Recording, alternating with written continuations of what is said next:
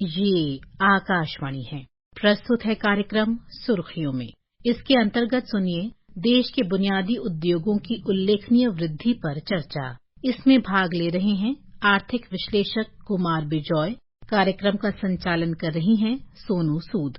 वाणिज्य और उद्योग मंत्रालय द्वारा कल जारी आंकड़ों के अनुसार फरवरी 2023 की तुलना में फरवरी 2024 में 8 प्रमुख उद्योगों के संयुक्त सूचकांक में 6.7% की वृद्धि दर्ज हुई। फरवरी 2024 में कोयला, प्राकृतिक गैस, सीमेंट, स्टील, कच्चा तेल, बिजली और रिफाइनरी उत्पादों के उत्पादन में सकारात्मक वृद्धि दर्ज की गई। इन आंकड़ों की बारीकियों पर चर्चा के लिए हमारे साथ हैं अर्थशास्त्री कुमार बिजॉय। आपका बहुत बहुत स्वागत है सुर्खियों में कार्यक्रम में। धन्यवाद मैडम। आपसे जानना चाहेंगे ये जो लेटेस्ट फिगर्स आए हैं कोर सेक्टर की ग्रोथ के 6.7%, जो कि बताया जा रहा है कि 3 महीने का उच्चतम स्तर है। आप बता सकते हैं कि पूर्ण अर्थव्यवस्था के दृष्टिकोण से ये आंकड़े कितने महत्वपूर्ण हैं? जो कोर सेक्टर की ग्रोथ है उसका क्या महत्व है?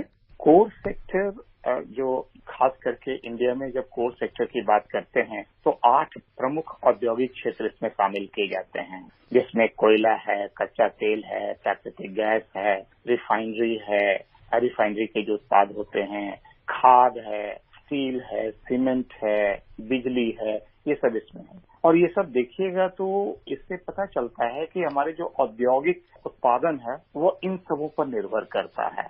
अगर इनकी आपूर्ति ज्यादा होगी, इनकी मांग बढ़ चुकी है, तो इसका मतलब है कि हमारा औद्योगिक क्षेत्र बहुत अच्छे से उत्पाद कर रहा है, ज्यादा उत्पाद कर रहा है। और ज्यादा उत्पादन में उत्पादन का जो विकास दर है वो विकास दर बहुत अच्छे तरीके से है और वो अंततः कह सकते हैं कि हमारे पूरे आर्थिक विकास दर को ऊपर की तरफ ले जा रहा है, ऊंचाई की तरफ पहुंचा रहा है। जो फिगर्स आए हैं, जो आप ग्रोथ की बात कर रहे हैं, आर्थिक वृद्धि की जो फिगर्स आए हैं 8.4% क्वार्टरली ग्रोथ, या जीएसटी कलेक्शंस के जो फिगर्स आ रहे हैं, डायरेक्ट टैक्स कलेक्शंस के फिगर्स आ रहे हैं, या परचेजिंग मैनेजर इंडेक्स के फिगर्स आ रहे हैं, आपको लग रहा है कि ये भी जो आंकड़े आए हैं ये सारे आंकड़े तालमेल खा रहे हैं, इस बात को दर्शा रहे हैं कि हम सबसे तेजी से बढ़ती अर्थव्यवस्था है?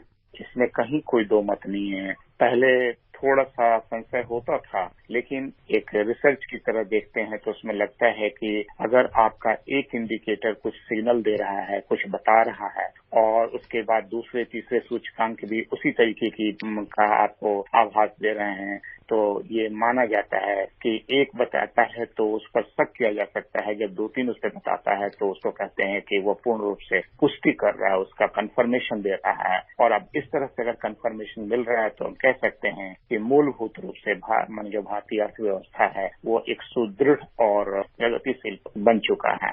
अगर इसी पे देखें, जैसे इंडस्ट्रियल प्रोडक्शन की बात करते हैं, उसका जो सूचकांक है उसमें ये 8 जो कोर प्रमुख औद्योगिक क्षेत्र हैं, इनका 40% से ज्यादा भागीदारी है। तो जिस सूचकांक में 40% से ज्यादा भागीदारी करने वाला अगर एक अच्छे विकास दर को दिखा रहा है, दर्शा रहा है, तो स्वाभाविक है कि वो जो बड़ा वाला सूचकांक है, जो औद्योगिक सूचकांक है, उत्पाद सूचकांक है, वो भी उसी ग्रोथ रेट को दिखाएगा, उसी को आगे और बड़े तरीके से बताएगा। ये एक कह सकते हैं कि सुखद अनुभूति है और हम उम्मीद करते हैं कि वो जो भी नंबर आएगा वो नंबर एक बहुत इम्प्रेसिव और अच्छा नंबर आएगा।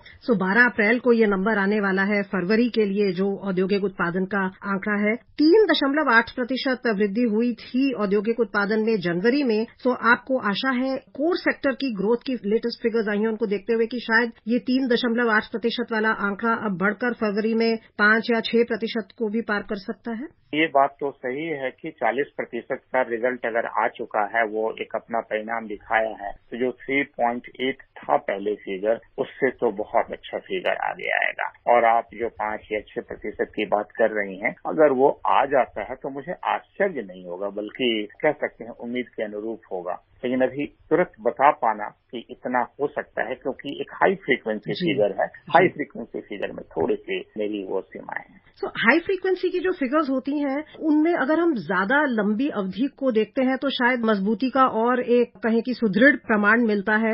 उस संदर्भ में अगर हम देखें तो अभी जो मौजूदा वित्त वर्ष है उसमें अप्रैल से फरवरी तक जो क्यूमुलेटिव ग्रोथ रही है कोर सेक्टर की वो 7.7% है, 7.7%, जो इससे पिछले वर्ष में इसी अवधि में 6.8% थी। सो ये भी एक प्रमाण है कि कोर सेक्टर में स्वस्थ वृद्धि हो रही है। जी बिल्कुल, आप सही कह रहे हैं। इसमें देखिए जैसे 7.7% था क्यूमुलेटिव अप्रैल पिछले साल से लेके अभी फरवरी तक के फिगर में, और फरवरी का 6.7% है। तो ये जो 1% का डिफरेंस है, यहीं पे अगर ये फरवरी का फिगर जो पूरा का पूरा क्यूमुलेटिव फिगर जो अप्रैल से फरवरी तक का होता, उससे अगर ये बड़ा होता तो निश्चित रूप से हम कह सकते थे, बिल्कुल आश्वस्त होकर कह सकते थे कि अगला फिगर जो है वो बहुत बड़ा होने वाला है। लेकिन अभी फिलहाल एक बड़ा ग्रुप जो है अप्रैल से फरवरी तक का जो पूरा फिगर है, जो कह सकते हैं कि 11 महीने का फिगर है, 11 महीने का फिगर जो है, वो जो संख्या है, वो गति जो है, वो रेट जो है, वो बड़ा है फिगर अकेला फरवरी से। तो आगे अच्छा तो है, पॉजिटिव है, लेकिन अभी इसमें और ग्रोथ की पोटेंशियल है, कह सकते हैं इसकी संभावना ज्यादा है, लेकिन ये संभावना अभी इमीडिएटली नहीं ले पा रहा है। जिसको कहते हैं कि अगर कोई आपको एक ये कह सकते हैं कि विश्लेषण का तरीका यही होता है कि अगर एक छोटे अवधि का फिगर, हाई फ्रीक्वेंसी जिसको कहते हैं, जैसे मंथ ऑन मंथ बेसिस है, अगर ये फिगर और जो बड़े अवधि का फिगर है अप्रैल से फरवरी का है, इन दोनों के बीच में तुलना करने पे अगर ये फरवरी का फिगर बड़ा होता तो निश्चित तौर पे कहा जा सकता था कि अब वो फिगर जो है वो बड़े तरीके से बड़े ऊपर पे जाएगा। लेकिन अभी इसमें पोटेंशियल बहुत ज्यादा इसके अंदर कह सकते हैं कि संभावना है, और ये ऊपर की तरफ जाएगा। कितना ऊपर जाएगा ये देखने की बात। संभावना की अगर हम बात करें तो मार्च का महीना जो इनफैक्ट खत्म ही होने को है, लेकिन इसकी फिगर्स जो है कोर सेक्टर ग्रोथ की वो बाद में आएंगी, तो हम क्या आशा कर सकते हैं कि वो काफी उच्च स्तर की आएंगी, क्योंकि ये लास्ट महीना है इस फाइनेंशियल ईयर का, और तब जो कैपिटल एक्सपेंडिचर के टारगेट्स हैं उनको पूरा करते हैं सब सरकारें। ऐसे में आपको लगता है कि मार्च की जो फिगर्स हैं वो भी उत्साहजनक रहेंगी? यहाँ पर एक चीज देखने की जरूरत ये है कि अभी भी जो विकास दर आया है, इसमें बहुत बड़ी भूमिका इस बार प्राइवेट सेक्टर का भी है। जो गैर सरकारी क्षेत्र हैं, गैर सरकारी क्षेत्र की भी बहुत बड़ा योगदान है। ये योगदान अपने आप में छोटा है, लेकिन ये योगदान इस बात को दर्शाता है कि अब जो प्राइवेट सेक्टर है वो भी एक्टिवली पार्टिसिपेट कर रहे हैं, और जब ये पार्टिसिपेट करेंगे तो स्वाभाविक है कि आगे बढ़ेगा। तो जो निजी क्षेत्र हैं वो इसमें बहुत बड़ी भूमिका अदा करेंगे, और मार्च जो एक कह सकते हैं कि वित्तीय वर्ष का अंतिम महीना होता है, और हर कोई चाहता है कि जो उसके जो अपने खर्चे हैं, जितने भी कंपनीज हैं, जितने भी ऑर्गेनाइजेशन है, वो चाहते हैं कि उनका उस अकाउंट ईयर का जो काम है वो पूरा हो जाए। तो उसको कंप्लीट करने के लिए वो ज्यादा से ज्यादा उत्पाद करते हैं, और वो उस उत्पादन में ये पूरी संभावना रहती है कि जो मार्च महीने का जो विकास दर होता है वो प्रायः ज्यादा अच्छा होता है। और यहाँ जैसे 3 महीने के बाद विकास दर फिर और गिरने की जगह बढ़ने लगा है,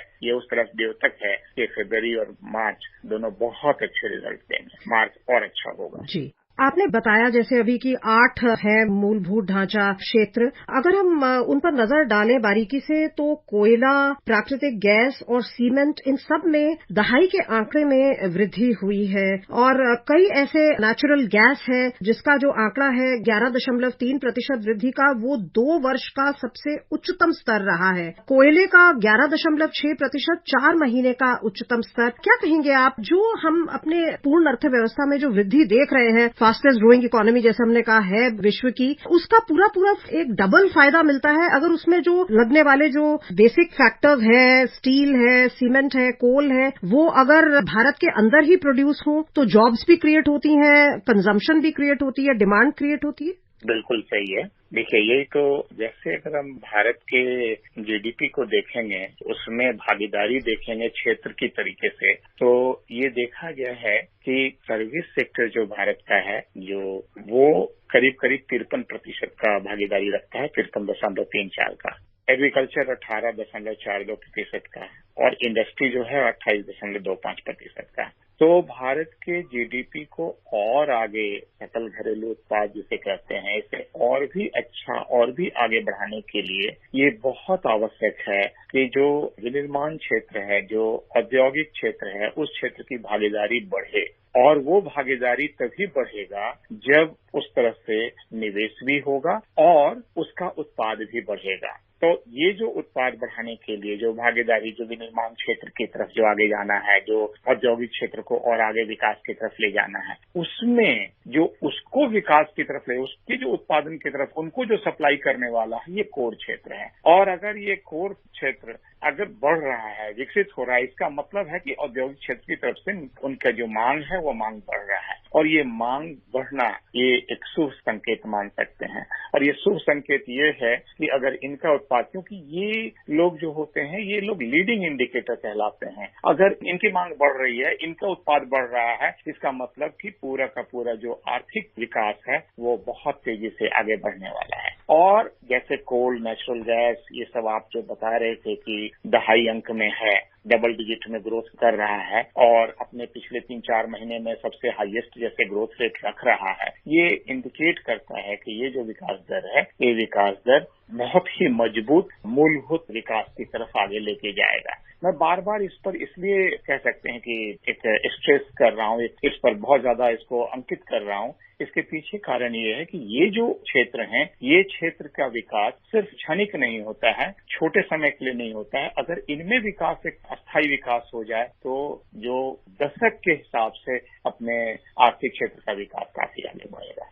हमें थोड़ी सावधानी रखने की जरूरत जरूर है, लेकिन आप इसको एक कह सकते हैं कि अच्छा और शुभ संकेत की तरफ देखा जा सकता है। एब्सोल्युटली। और अगर उत्पादन बढ़ता है तो एक इसका हम कहें कि निष्कर्ष ये भी निकल सकता है कि जो आयात है उस पर हमारी निर्भरता कम हो रही है और हम ज्यादा से ज्यादा जो ये चीजें हमें चाहिए इंडस्ट्री को, चाहे वो कोयला हो, नेचुरल गैस हो, सीमेंट हो, स्टील हो, क्रूड ऑयल हो, इलेक्ट्रिसिटी हो, वो हम अपने देश में ही उसका निर्माण कर रहे हैं। और जैसा आपने कहा कि अगर स्टील प्लांट्स लगते हैं या सीमेंट प्लांट्स लगते हैं या एक्सपेंशन होती है तो उस क्षेत्रों का भी विकास होता है और जॉब्स का भी विकास होता है। बिल्कुल, ये सर्वांगीण विकास होता है इनसे। और खास करके अगर जैसे विद्युत की बात करें, हम बिजली उत्पादन में अगर देखें, और बिजली उत्पादन में अब ये जो फिगर है, जो इसका ग्रोथ रेट है, ऐसे इसका ग्रोथ रेट बिजली का इस बार 6.3% ही रहा है इस फरवरी मंथ में। लेकिन ओवरऑल अगर देखा जाए तो अब हम रिन्यूएबल एनर्जी को भी जो कि इंक्लूड करके दिखा रहे हैं। और भारत धीरे धीरे जो हाइड्रोकार्बन से, फॉसिल फ्यूल से जो इलेक्ट्रिसिटी तैयार कर रहा था,